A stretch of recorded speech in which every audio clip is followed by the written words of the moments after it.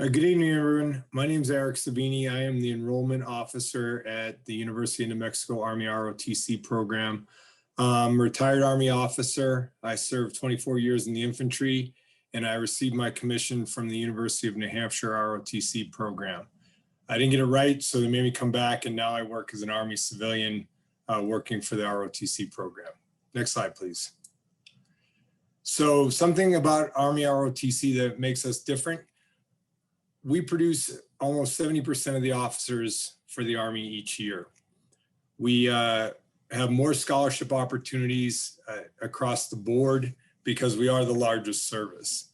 And as Major Lacey mentioned about Air Force ROTC, we do also have, beyond the high school scholarship program, we have the campus scholarship opportunities as well. Something to note is we are located at over 274 programs have hosts at their colleges and universities with over 1,000 affiliates. So for example, Northern Arizona University is the host program, but Embry-Riddle is one of their satellites. So we're located all over. Pretty much if there's a major university in the area, we have an ROTC program there. We also have a lot of different extracurricular activities. And as Major Gilbert mentioned, we're not quite as neat and cool as West Point is, but at the end of the day, you can get involved on the college campus and still be in ROTC. And finally, the other thing that I'd like to talk about that makes us a little bit different, especially with regards to the other ROTCs, is you can serve in the reserve component when you commission. Next slide.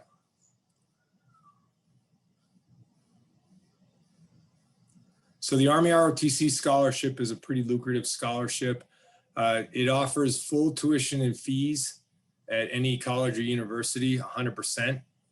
Now, for our New Mexico students, I like to talk about the room and board option because if you're on the lottery scholarship, you can use our scholarship for room and board. So it actually has a cash value. So those of you that earn an academic scholarship somewhere and it lowers your tuition and fees, you can choose the room and board option on top of whatever academic scholarship you receive. There's $1,200 a year for books, and then a $420 a month stipend, which comes out to roughly about $4,000 a year. That's spending money in your pocket. There are 3 scholarship boards in your senior year, one in October, January, and March. The application start point is 12 June of your senior year. So going into this summer, about a month from now, you can start your application. And then you have to have your application completed by 4 March in order to make the last board. Something to note about the boards is competing in the earliest board isn't necessarily your best option. And I'm not going to go into detail about it, but what I do recommend is put your best packet forward. So if you have to wait to letter in another sport and you want to get that file in and make it a solid packet, then going to the second board doesn't reduce your options of being boarded 3 times. And then additionally, a lot of the colleges and universities around the country offer additional incentives if you are an ROTC scholarship student. So for example, at the University of New Mexico, the university has given us room and board scholarships to offer on top of our Army scholarships. Next slide. So you've heard both academies so far talk about what kind of candidate they're looking at. And most of the time they use the concept of whole person. We broke it down to something that's easy to remember. And if you don't remember anything else about what I tell you tonight, remember this. SAL, Scholar, Athlete, Leader. We're all looking for somebody that's academically sound, solid courses in their high school career, good GPA, and solid test scores. Then we're looking for folks that are athletically sound as well. You don't have to be necessarily a stick and ball sport kind of person. You could be an avid mountain biker, a hiker, you could be into martial arts, but somebody that's physically fit. And then finally, leader. We want somebody that has some leadership potential that we can hone and refine, but we also don't want to start with somebody that has 0 experience. So get involved. How are you involved in your school and your community? So remember that, Sal. Next slide. So something that Major Gilbert didn't cover, but I did see it on the Air Force's slide. When you commission into the Army, both Major Gilbert and I told you we were infantry officers, and we have 17 basic branches that you as a commissioned lieutenant can enter into. And they're listed on the left-hand side of the slide. Those are your basic branches. After that period, you can turn around and serve in different fields and branch out. Major Gilbert's serving as a missions guy at West Point. I did a stint working with the Army National Guard. So there's different opportunities as you progress, or you can stay in your basic career field. Some of the other options, again, I want to highlight that after you commission, you could serve immediately in the Army Reserve or the Army National Guard. So you don't have to go active duty. We also have a nursing option.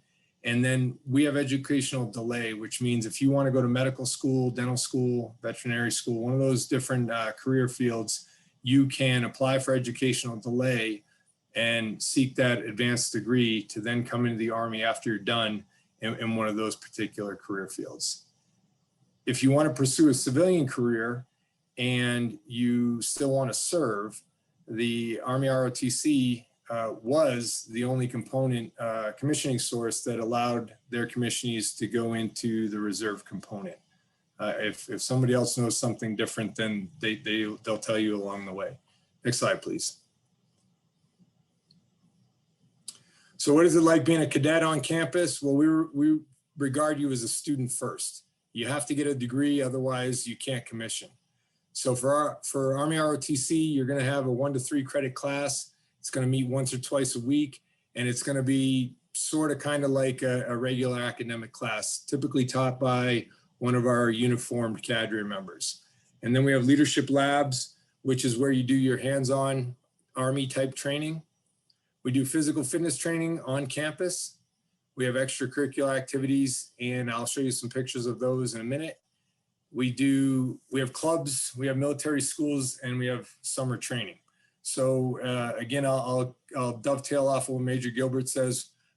We don't get as many kinds of those opportunities as USMA does, but we do have opportunities to attend summer training, both in the Army, doing airborne air assault school, things of that nature.